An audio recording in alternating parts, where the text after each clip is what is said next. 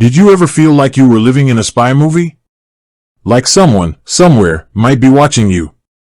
Well, back in 2017, that feeling became a reality for millions of Americans, and it wasn't a movie. It was the Equifax data breach. Think about it. Your social security number, your birth date, your address, even your driver's license number, all potentially exposed. It's like someone stole the keys to your digital identity. And the worst part? Many people didn't even know they were affected. So, how can you know if you were one of the millions caught in this mess? That's exactly what we're going to cover in this video. We'll dive into the specifics of the Equifax breach, what kind of data was exposed, and most importantly, how you can check if your information was compromised. First, let's rewind to 2017. Equifax, one of the three major credit reporting agencies in the U.S., announced that it had experienced a massive data breach. Hackers had exploited a vulnerability in their system, gaining access to sensitive information of roughly 147 million people. That's nearly half the population of the United States at the time. This wasn't just a simple name and address leak. We're talking about incredibly sensitive data that can be used for identity theft. Social security numbers, birth dates, addresses, driver's license numbers, and in some cases, even credit card numbers were exposed. This information is a goldmine for criminals, allowing them to open fraudulent accounts, file fake tax returns, and even apply for loans in your name. The scale of this breach was unprecedented, and the fallout was significant. Equifax faced massive public backlash, congressional hearings, and numerous lawsuits.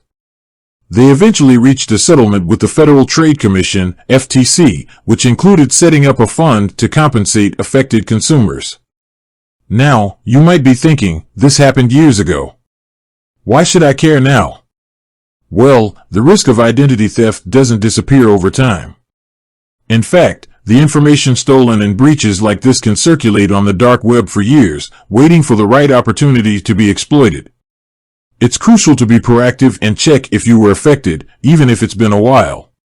So, how can you check if your data was part of the Equifax breach? There are a few ways to do this. The most direct method is to use the official Equifax breach settlement website. This website was set up as part of the FTC settlement to help consumers determine their eligibility for compensation. The website was simple. You entered your last name and the last 6 digits of your social security number. It then told you if your information was likely impacted. It's important to note that this website is no longer active for filing claims, as the deadline has passed. However, it can still be used to check if your data was affected. Just remember, be cautious about entering your personal information online.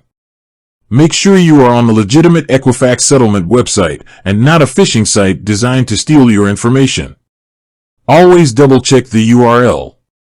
Another way to check if you were affected is by monitoring your credit reports. You are entitled to a free credit report from each of the 3 major credit bureaus, Equifax, Experian, and TransUnion, every 12 months.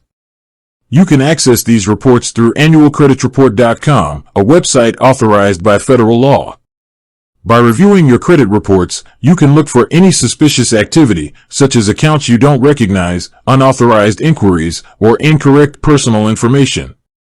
If you find anything that looks out of place, it could be a sign that your information has been compromised. Beyond checking if you were directly affected by the Equifax breach, there are general steps you can take to protect yourself from identity theft. These steps are crucial regardless of whether your data was part of this specific breach or not. First, consider placing a credit freeze on your credit reports. A credit freeze restricts access to your credit reports, making it harder for identity thieves to open new accounts in your name. When you place a freeze, you'll receive a PIN that you'll need to use to temporarily lift the freeze if you need to apply for credit. Second, monitor your financial accounts regularly.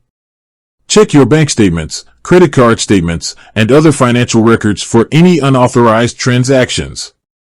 If you see anything suspicious, report it to your financial institution immediately. Third, be cautious about sharing your personal information online. Be wary of phishing emails and websites that ask for your sensitive information. Never click on links in suspicious emails, and always make sure you are on a legitimate website before entering your personal information. Fourth, consider signing up for a credit monitoring service. These services can help you detect signs of identity theft early on by alerting you to changes in your credit reports, such as new accounts opened in your name or changes to your address. While some of these services come with a fee, they can provide valuable peace of mind. Fifth, be aware of the signs of identity theft. These can include receiving bills for accounts you didn't open, getting denied for credit unexpectedly, or receiving notices from the IRS about tax returns you didn't file. If you experience any of these signs, take action immediately. The Equifax breach was a stark reminder of the importance of protecting your personal information. While the deadline to file a claim has passed, it's still important to check if your data was affected and take proactive steps to protect yourself from identity theft. Remember, vigilance is key in the fight against identity theft. With that said, thanks for watching, and until next time.